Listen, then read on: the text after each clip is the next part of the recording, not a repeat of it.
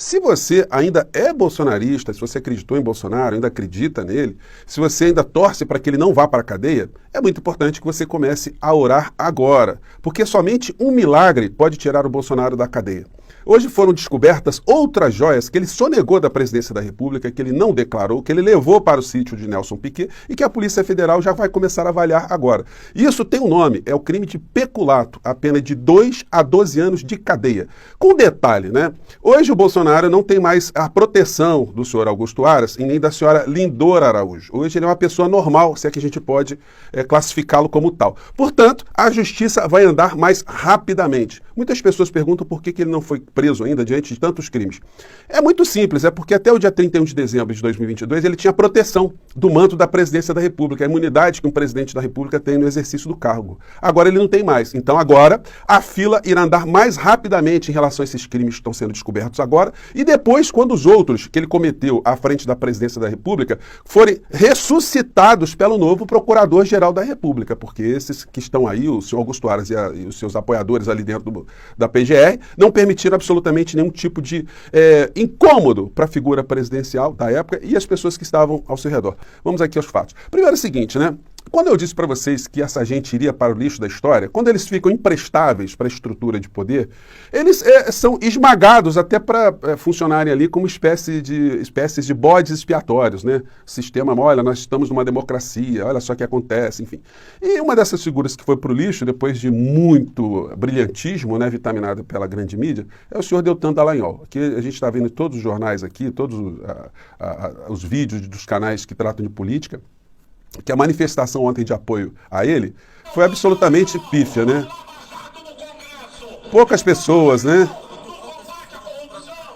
Foi assim, muito constrangedora, né? A situação que ele está vivenciando agora, enfim, mas está pagando preço pelo seu comportamento, né, indevido, seu comportamento irregular, ilegal, imoral, enfim.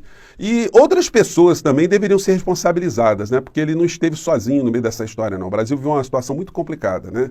E também, outra figura também que está em vias de caminhar para o lixo da história é o ex-juiz Sérgio Moro, agora senador Sérgio Moro, né. Uma pessoa que entrou para a vida política por uma via muito oblíqua, né, alguém que entrou para a via política para ficar com Bolsonaro e Paulo Guedes. Isso diz muitas coisas, né? Além dos outros tantos personagens que estavam ao redor dele, do Bolsonaro, né? Enfim. Mas ele está em vias de pagar um preço também, porque lentamente está vindo à tona uma história muito escabrosa que diz respeito ao comportamento dele à frente do Poder Judiciário lá em Curitiba. Alguém que forjou um espião para atuar ilegalmente a favor dos seus propósitos, né? Então, ontem a CNN, em pleno domingo, deu um destaque a essa situação aqui. Algumas questões que dependem de provas, né? Então é difícil a gente cravar aqui comentários, né, baseados apenas nessas hipóteses, nas coisas que estão sendo aventadas, mas tem uma situação, né? Se isso que eu vou mostrar aqui para vocês é fruto de uma mentira, de um crime, de um criminoso que está querendo manchar a reputação de alguém, esse alguém que está sendo atacado tem que fazer o quê? Mover uma ação civil e uma ação criminal por calúnia, injúria e difamação. A pergunta é, por que o ex-ministro, atual senador, diz, ou pelo menos ele está calado em relação a uma representação criminal contra alguém que está fazendo acusações gravíssimas contra ele? Bom, eu vou explicar aqui na sequência, vamos lá. Agora vamos falar de denúncias em relação à Lava Jato. Em entrevista à CNN, o ex-deputado estadual e um dos delatores da operação, Tony Garcia, falou sobre problemas no acordo dele com Sérgio Moro. Garcia disse que fez denúncias à juíza Gabriela Hardt, mas que elas foram engavetadas. E que o juiz Eduardo Apio, ao assumir a Lava Jato, teria tentado levá-las adiante, mas sem sucesso, segundo as declarações de Garcia. Produção e apuração de Bárbara Brambila e Laiane Serrano. Vamos ver. Isso daí só foi...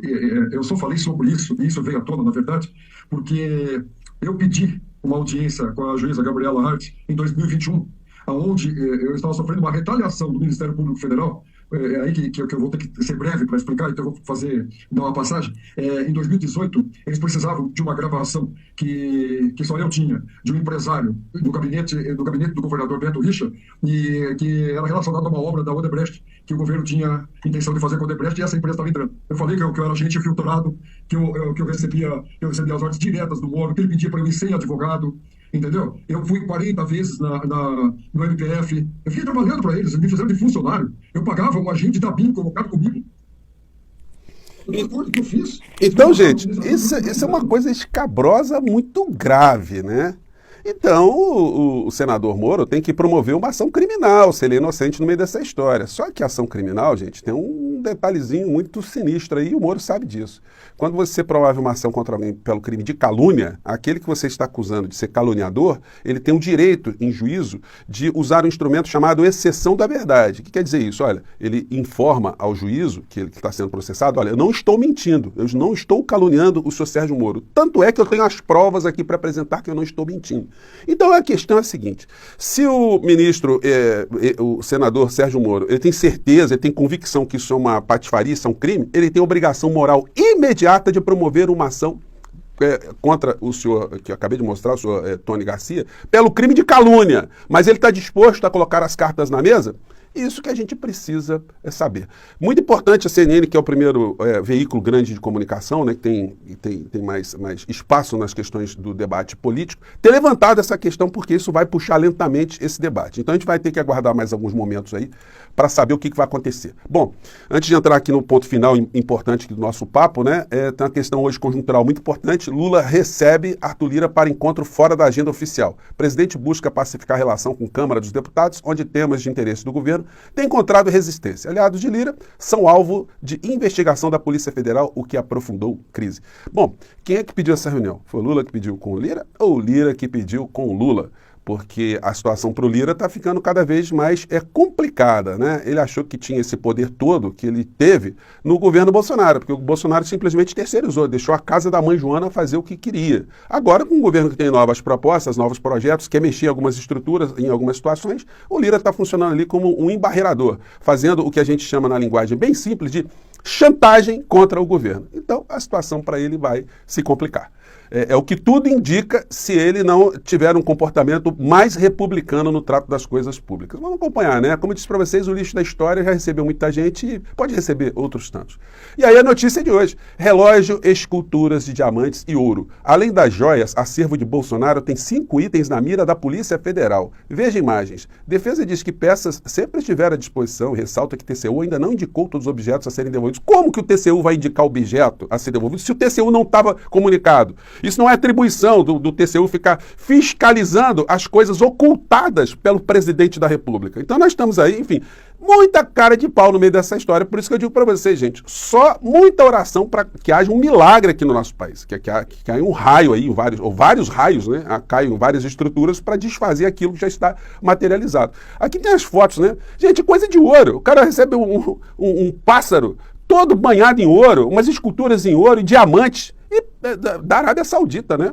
Está explicada também porque essa compulsão do clã Bolsonaro de visitar a Arábia Saudita, do ditador saudita. Porque cada viagem que ia, ou a cada conjunto de viagens, alguns bens apareciam para o clã. Essas são joias que foram identificadas, que foram recebidas por Bolsonaro. Nós não sabemos se o Dudu Bananinha, que andou muitas vezes por lá, o Flávio Bolsonaro, essa gente, né, que gosta muito do vil metal, se eles também não embolsaram alguma coisa, porque até o general Heleno teve que devolver um relógio Rolex também, de ouro, com algumas coisinhas ali e que tais, muito valiosas, né? Então, gente, certamente esse episódio aí, criminoso, vai fazer com que o deputado Glauber, que a gente sempre mostra aqui no nosso portal, faça cobranças públicas, novamente, ao Dudu Bananinha, com aquela velha pergunta, né? Já devolveu todas as joias que seu pai roubou do povo brasileiro? É isso que o deputado Glauber certamente falará. E você que ainda acredita na figura do mito, acho que é melhor você se ajoelhar, desde já que você está assistindo nosso papo aqui,